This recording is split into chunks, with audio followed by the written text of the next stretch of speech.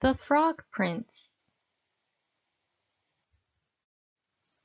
One fine evening a young princess put on her bonnet and clogs and went out to take a walk by herself in a wood, and when she came to a cool spring of water that rose in the midst of it, she sat herself down to rest a while.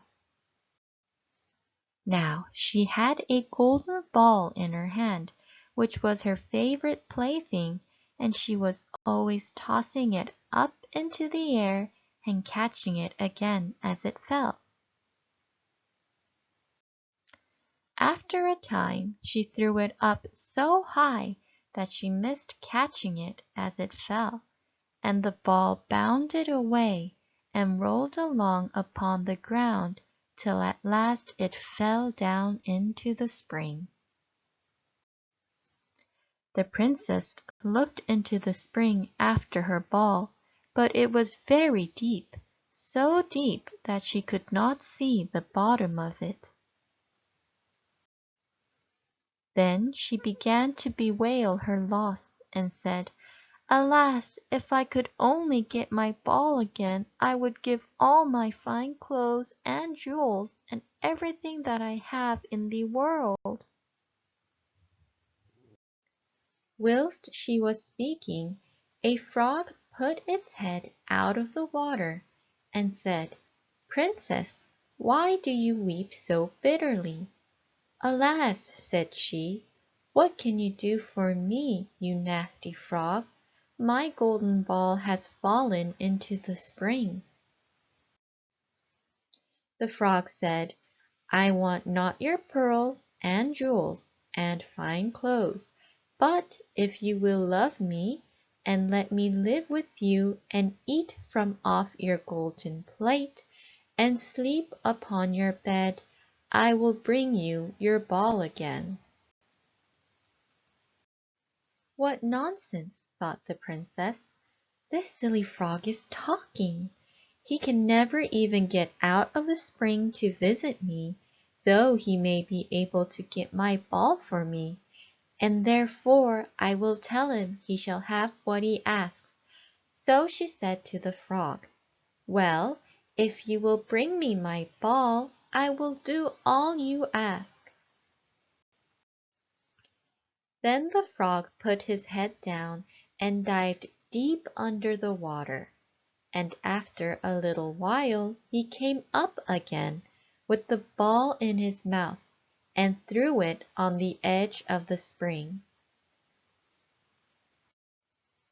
As soon as the young princess saw her ball, she ran to pick it up, and she was so overjoyed to have it in her hand again, that she never thought of the frog, but ran home with it as fast as she could.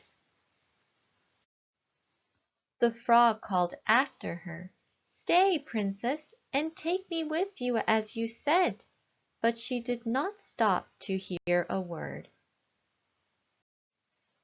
The next day, just as the princess had sat down to dinner, she heard a strange noise, tap, tap, plash, plash, as if something was coming up the marble staircase, and soon afterwards there was a gentle knock at the door, and a little voice cried out and said, "Open the door, my princess dear, open the door to thy true love here, and mind the words that thou and I said by the fountain cool in the green wood shade."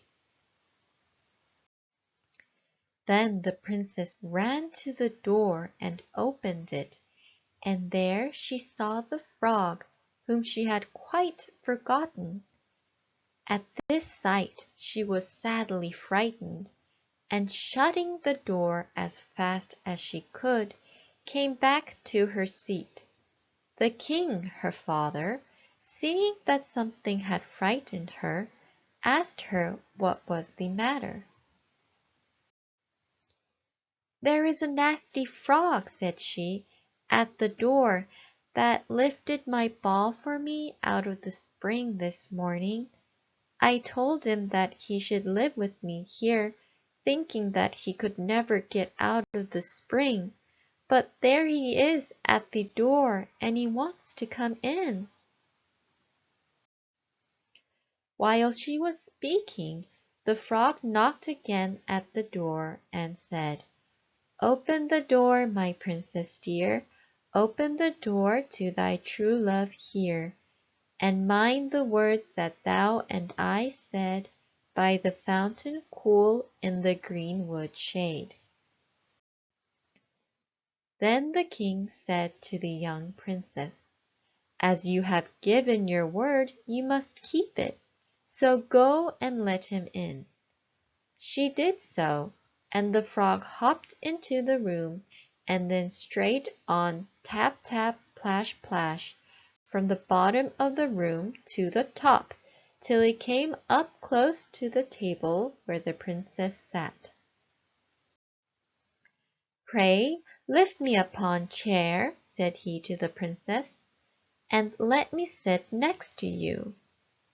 As soon as she had done this, the frog said, "Put your plate nearer to me, that I may eat out of it." This she did, and when he had eaten as much as he could, he said, "Now I am tired. Carry me upstairs and put me into your bed." And the princess, though very unwilling, took him up in her hand, and put him upon the pillow of her own bed, where he slept all night long. As soon as it was light, he jumped up, hopped downstairs, and went out of the house. "Now then," thought the princess, "at last he is gone, and I shall be troubled with him no more." But she was mistaken, for when night came again she heard the same tapping at the door, and the frog came once more and said, "Open the door, my princess dear, open the door to thy true love here, and mind the words that thou and I said by the fountain cool in the greenwood shade." And when the princess opened the door, the frog came in, and slept upon her pillow as before, till the morning broke. And the third night he did the same. But when the princess awoke on the following morning, she was astonished to see, instead of the frog, a handsome prince, gazing on her with the most beautiful eyes she had ever seen, and standing at the head of her bed. He told her that he had been enchanted by a spiteful fairy who had changed him into a frog, and that he had been fated so to abide till some princess should take him out of the spring, and let him eat from her plate and sleep upon her bed for 3 nights. "You," said the prince, "have broken this cruel charm, and now I have nothing to wish for but that you should go with me into my father's kingdom, where I will marry you and love you as long as you live."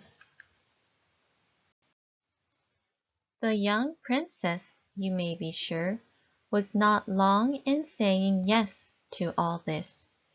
And as they spoke, a gay coach drove up, with 8 beautiful horses, decked with plumes of feathers and a golden harness, and behind the coach rode the prince's servant, faithful Heinrich, who had bewailed the misfortunes of his dear master during his enchantment so long and so bitterly that his heart had well nigh burst. They then took leave of the king, and got into the coach with 8 horses, and all set out, full of joy and merriment, for the prince's kingdom, which they reached safely, and there they lived happily a great many years.